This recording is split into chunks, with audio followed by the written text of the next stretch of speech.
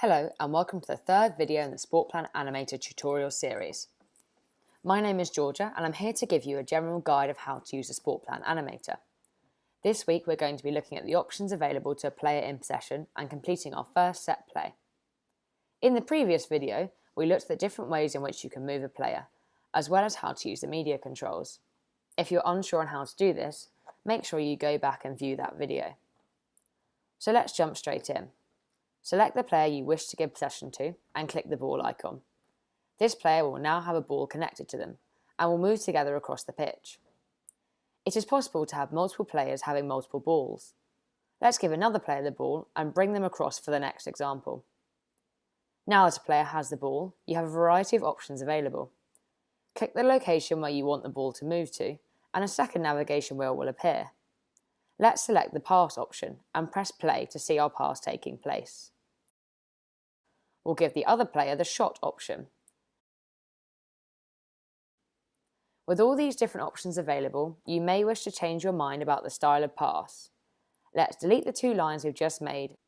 Click the end of the pass you want to remove and simply click the delete button. This will remove the line whilst maintaining the player and ball connection. Sometimes we want our players to lift the ball.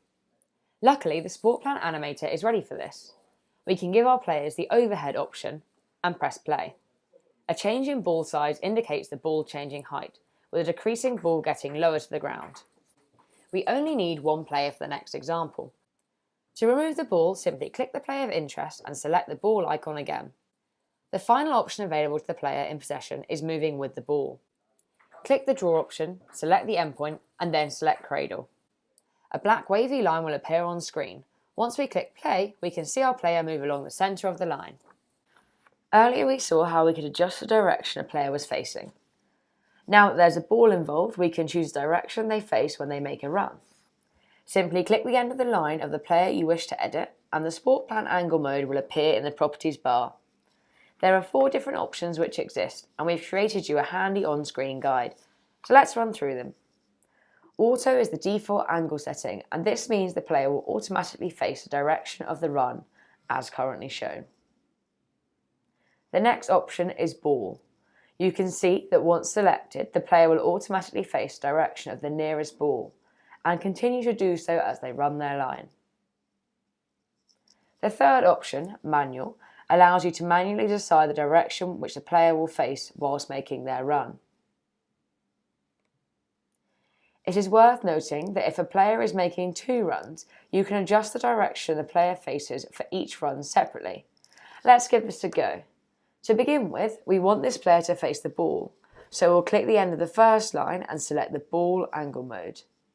Then, to adjust this, the player is running towards the goal. We'll click the end of the second line and select the auto mode. This can work well for complex drills. Finally, there's a modify angle mode. This offsets the player by the angle you select and is great for curved runs. So let's watch all of those in practice.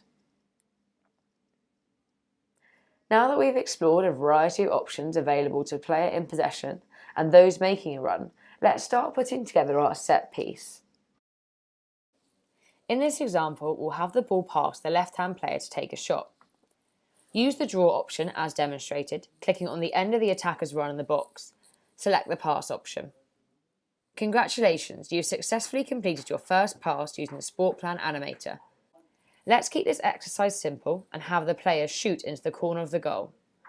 Once again, select the draw option, clicking the corner of the goal, and then press the shoot option. And that's it. You have successfully built a set piece. This can now be edited to change the initial positioning of the players, with the playback being unaffected. Here are a few examples of how we can edit the current routine. Every line has a variable speed which can be changed. By clicking the end of the passing line you wish to change and moving to the property box, you can change the speed by using the handy slider.